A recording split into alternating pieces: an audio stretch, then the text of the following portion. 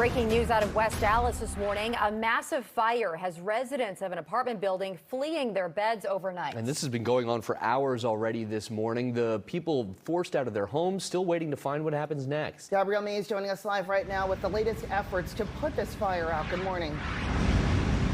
Yeah, and that's the big thing. They're still working to put out the flames. If you take a look to the side of me here, you can see the fire department with its hoses still, firefighters still trying to put out those flames. I will tell you that over the past couple of hours, a lot of things have changed. One of the things that have changed is we're seeing a lot more white smoke over black smoke. We're seeing some of the darker smoke up higher, but we are seeing a lot more white smoke. Again, plenty, or I should say a lot of water is being used to put out this flame. What I can also tell you is just the overall feeling. So right now, the firefighters are not really, running around like they were this morning. So you can tell that it's a much more calmer scene. And that's kind of how you know that things are starting to really change in the area. You still got people outside of their apartments. Not as much smoke, though, as it once was earlier this morning. But if you are looking on the other side of the building, I think the wind is shifting just maybe a little bit. That's why, and where you can see those particular, that smoke, that white smoke kind of moving over that way. We've got a lot of people still kind of just walking around. One of the other things that I just wanted to bring up was around 6:11 this morning, fire officials started breaking the windows on the second floor of this apartment complex so that they could then use their hoses to kind of get more inside. We saw a lot more flames in the 6 o'clock hour. Now we're just seeing a lot more smoke. I cannot see any flames from this side. That doesn't mean that they're not there.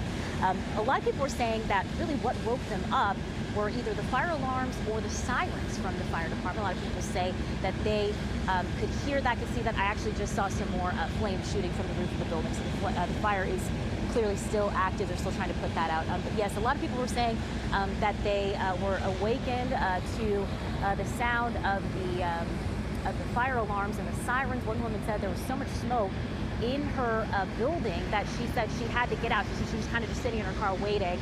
She had her grandkids with her, and so she said she was waiting for her daughter to come to pick up her grandchildren, so she was walking around the building, and she was meeting up with them. We did see some people coming out on stretchers. We saw a couple of children.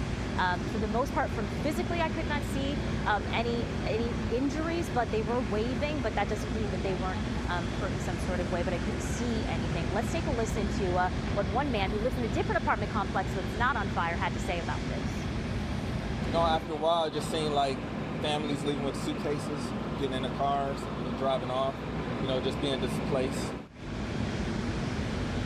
Now, Fox 6 has done a little bit of research just in regards to what has gone on in this apartment, these particular apartment complexes over the past few years. Now, in 2017, we did a story that 90 residents were displaced by a fire in the complex. At the time, we knew that there were 40 units in one of the particular buildings. And in 2013, there was also a fire at the complex, just in regards to what happened. And people have confirmed that as well. I mean, obviously we're here, so we don't really need confirmation, but people do remember those fires, because I had asked if people have been living here 15 years, 20 years.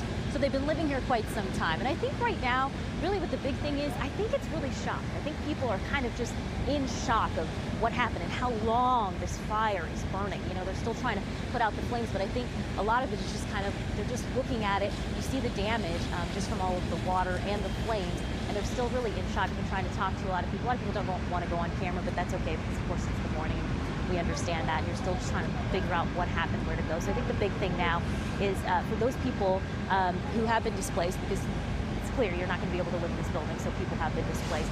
Where are they going to go next? We know Red Cross is on the scene. They have confirmed that they are on the scene and helping. We've seen them with their clipboards. We've seen them passing out water. And so now, it's just a matter of time from hearing from the West Allis Fire Department, which we've contacted, haven't heard back yet, in regards to if anyone was hurt, and also in regards to, how many people are displaced. We did call, Fox 6 called the medical examiner's office. They have not been called to the scene. When you hear something like that, you just know that it's good news. We are going to go on the other side and just kind of see what we can see. I know there's a lot more people over there. But yes, again, this fire is still active. It's been at least 2 hours. Reporting live from West Allis, Gabrielle, Fox 6 News.